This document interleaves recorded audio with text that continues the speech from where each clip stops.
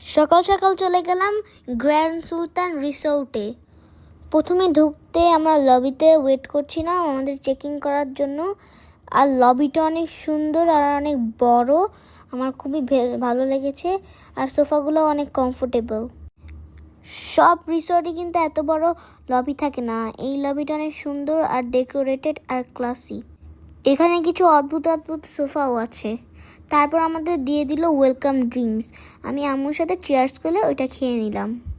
Welcome ড্রিঙ্কসটা অনেক মজা ছিল আর অনেক ভিড় ছিল, এর জন্য একটু দেরি হয়েছে আমাদের চেকিং করতে।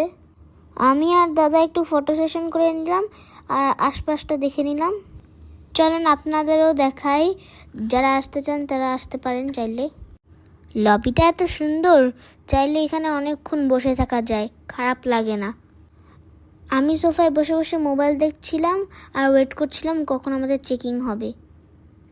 অনেকেই আজকে চেক আউট করছে দেখে আমাদের একটু দেরি হচ্ছে চেকিং করতে।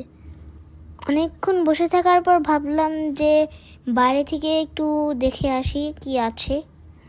তারপর চলে গেলাম আমরা রিসোর্টের পুল সাইডে। চলো গাইস, তোমাদেরও দেখাই। এখন যাচ্ছি বাইরের দিকে, দেখে আসি কি কি আছে। বের হতেই দেখলাম একটা সুন্দর সবুজ পাহাড় আর অনেক সুন্দর পাথর দিয়ে একটা সিঁড়ি। তোমরাও দেখো কত সুন্দর। আর তার পাশেই আছে অনেক সুন্দর একটা বড় সুইমিং পুল। এই সুইমিং পুলের ভিডিওটা তোমরা শীঘ্রই পাবা।